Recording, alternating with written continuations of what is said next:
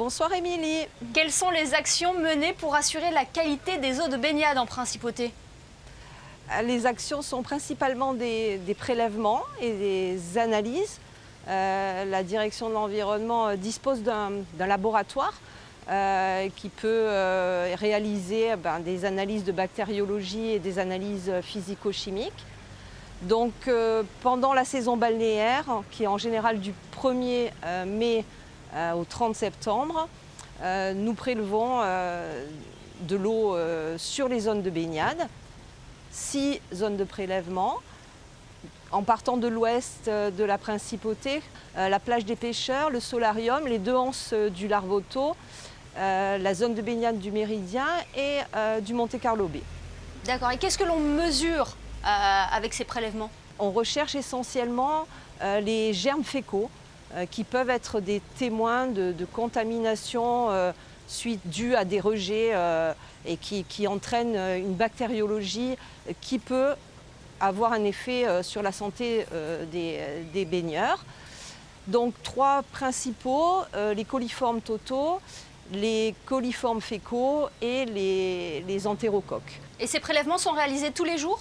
La réglementation impose un prélèvement par semaine et plus si nécessaire. On a 2 types de tests, des tests rapides, donc on a les résultats très rapidement le lendemain matin, et puis des tests, des analyses plus fines et plus longues, ce qui nous permet déjà sur les tests rapides de pouvoir prendre des décisions en cas de soucis. Alors les prélèvements sont effectifs depuis le 1er mai. Qu'ont donné les premiers résultats?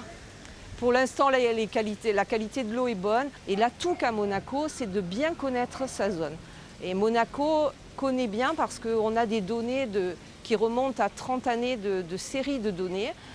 Et on connaît aussi les sources éventuelles de pollution. Ce qui permet d'abord d'être réactif, de connaître le milieu. Et Monaco a un atout, c'est que toutes les eaux sont traitées par l'usine de traitement des eaux. Quelles sont ces sources de pollution? Les eaux usées, par exemple, qui sont toutes traitées à Monaco par l'usine de traitement des eaux, qui vient d'ailleurs de subir des gros travaux pour améliorer encore ce traitement. Donc il y a une eau qui est très très bien traitée et il y a très peu de rejets, comme on peut voir, amenés par les fleuves ou amenés par des fosses septiques dans des vallons qui ensuite vont en mer. Voilà, les résultats déterminent si la baignade est autorisée ou non. Tout à fait. Est-ce que ces résultats sont consultables? Les résultats sont affichés sur toutes les zones de baignade, donc sur les 6 zones. Et on le rappelle aussi, mais chacun doit contribuer à la préservation de la propreté des plages. Et les gestes sont importants. Maintenant, je crois que beaucoup les connaissent. On voit aussi en Principauté, il y a beaucoup d'actions pour récupérer les déchets à terre aussi, qui sont faits par beaucoup d'associations. Valérie Davenet, on a tous au moins une fois pique-niqué, mangé sur la plage durant l'été. Un changement cette année, cela se fera désormais sans assiette en plastique.